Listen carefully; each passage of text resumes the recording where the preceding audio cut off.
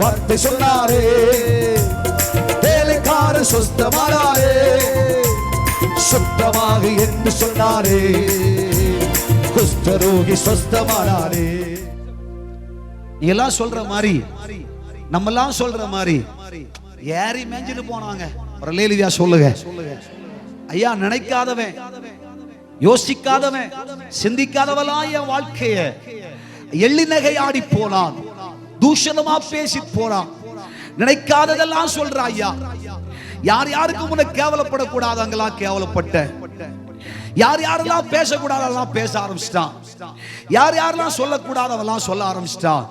நீ கவலைப்படாத, கர்த்தர் உன் பட்சமாய் இருக்கிறார். கைகளை தட்டி கர்த்தரை மகிமைப்படுத்து.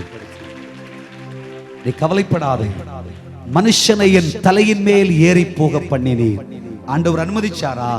கர்த்தர் காணாதவர் போல் இருக்கிறாரா? நீ கலங்காதே. உன்னை காண்கிற கர்த்தருடைய கண்கள் உண்டு.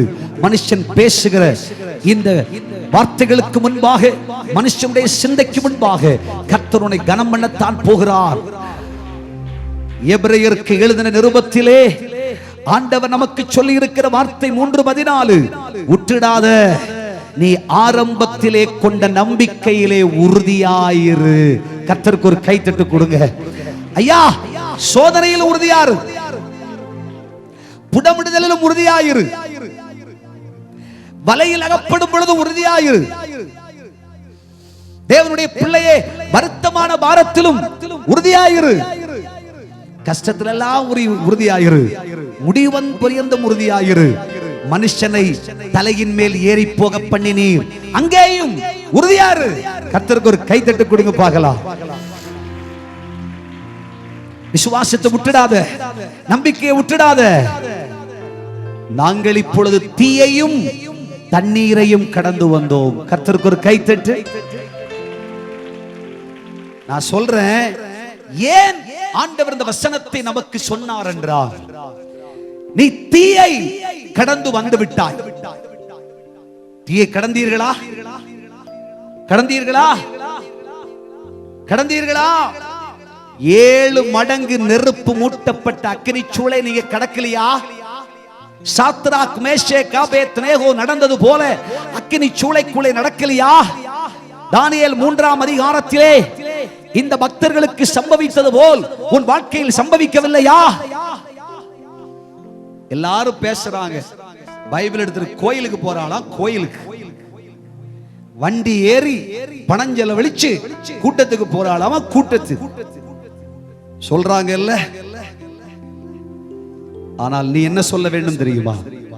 நான் வண்டி ஏறி ஆராதிக்கிற என் தேவன் என்னை விடுவிக்காமல் போனாலும் பரவாயில்லை, நாங்கள் அவரிடத்தில் உண்மையாயிருப்போம், உறுதியாயிருப்போம், நம்பிக்கையாயிருப்போம், விசுவாசமாயிருப்போம். ஆனா யாரோ சிலர் இப்படி சொன்ன உடனே நீ என்ன சொல்றன்னா, வேணாம், இனி கூட்டமும் வேணாம், ஸ்தோத்திரமும் வேணாம், பைபிளும் வேண்டாம், எல்லாம் விட்டுக்கிட்டு நீ திரும்பி போறதுக்கு ரெடியா இருக்க. நான் சொல்றேன், நீ தண்ணீரை மட்டும்தான் இனி கடக்கணும். அல்லேலூயா சொல்லு. ஹல்லேலூயா. தண்ணீரை மட்டும் கடந்துட்டே செழிப்பான இடத்திலே கர்த்தர் கொண்டு வந்து விட்டு. ஐயா, ஓரத்துக்கு வந்திருக்க. இன்றைக்கு சிலர் என்னாகமத்தின் புஸ்தகத்திலே சொல்லி முடிச்சிறேன். என்னாகமத்தின் புஸ்தகத்திலே நீங்கள் வாசிக்கும் பொழுது 32ஆம் அதிகாரத்தில் அதனுடைய 1ஆம் வசனத்திலிருந்து வாசிப்பீர்கள் என்று சொன்னால், மோசேயோடு 12 கோத்திரங்கள் புறப்படுகிறார்கள் பாலும் தேனும் ஓடுகிற கானானிலே பிரவேசிக்க.